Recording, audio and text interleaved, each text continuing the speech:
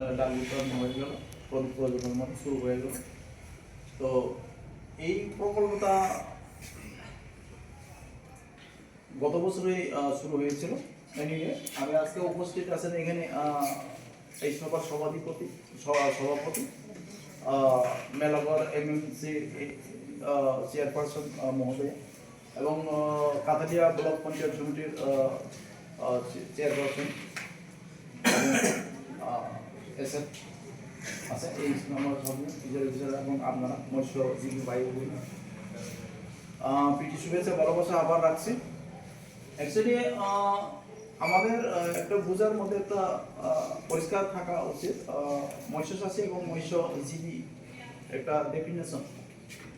মৎস্যজীবী বলতে আমরা কি বলে, মৎস্যজীবীদের নাও মাছ চাষ নাও করতে পারে, কিন্তু তাদের যে বিষয় সম্বন্ধে আসলে আমার এত অভিজ্ঞতা নাই, কিন্তু যে আজকে মৎস্য সম্মান নিধি উপলক্ষে যে দাদাদেরকে কিছু বছরে ৬,০০০ টাকা করে দেওয়া হবে, ওইটা দিয়ে যাতে যে কোনো বিজনেসের ক্ষেত্রে কেউ মাছ বিক্রি করতে আসে, কেউ ড্রাই ফিশ ক্ষেত্রে, যেমন বিজনেসের ক্ষেত্রে লাগিয়ে তারা আস্তে আস্তে উপরে দিকে যেতে পারে, এগুলো আমি সবার কাছে অনুরোধ রাখবো।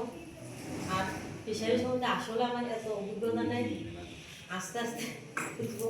এই বলে সবাইকে নমস্কার জানিয়ে আমার সংক্ষিপ্ত বক্তব্য এখানে শেষ করছি।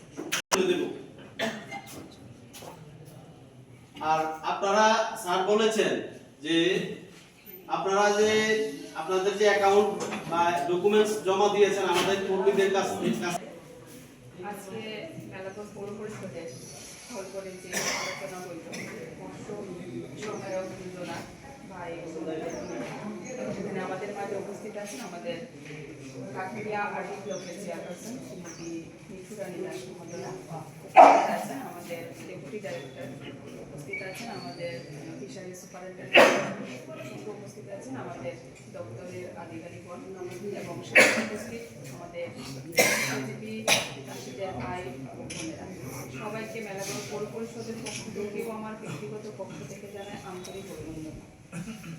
আজকে আমরা যে বিষয়টা নিয়ে একটা উপস্থিত হয়েছি যে মৎস্য সহায়ক যোজনা, আপনারা অনেকে হয়তো এই বিষয়টা নিয়ে জেনেছেন। আমাদের বর্তমান সরকার কিষাণ সম্মান নিধি যেভাবে দিয়েছেন, মৎস্য সম্মান নিধি দিচ্ছেন, পশু সম্মান নিধিও দিচ্ছেন। তো আমাদের সরকারের উদ্যোগকে স্বাগত জানার জন্য আজকে আমাদের মৎস্য যোজনার যে আজকে শুভ উদ্বোধনী অনুষ্ঠান আমরা এখানে করতে যাচ্ছি। তো শুনে আমি সরকারকে ধন্যবাদ জানাবো যে সরকার এই যে আমাদের ছোট ছোট দিকটা খেয়াল রাখছেন যে আমাদের মৎস্য চাষিরা কীভাবে স্বাবলম্বন হবেন।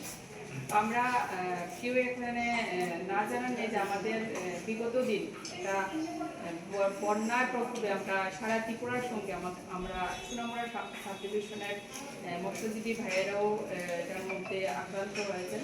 তো আমি চাইবো যে সরকার জানি অতি সত্বর আপনাদের যে ক্ষয়ক্ষতি হয়েছে সেটা পূরণ করে এবং আমরা নতুনভাবে আমাদের আবার মাছে রেনু দিতে পারি, যাতে আমরা সেই দিকটা আমরা কাটিয়ে ওঠে আমরা সামনের দিকে এগিয়ে যেতে পারি।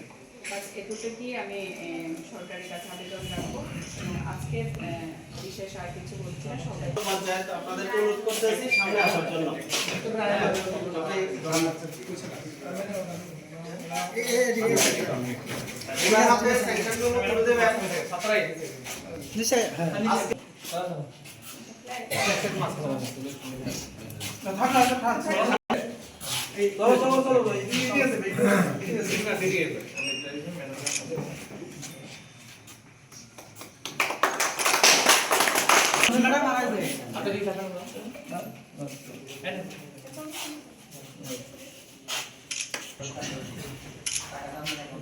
চলো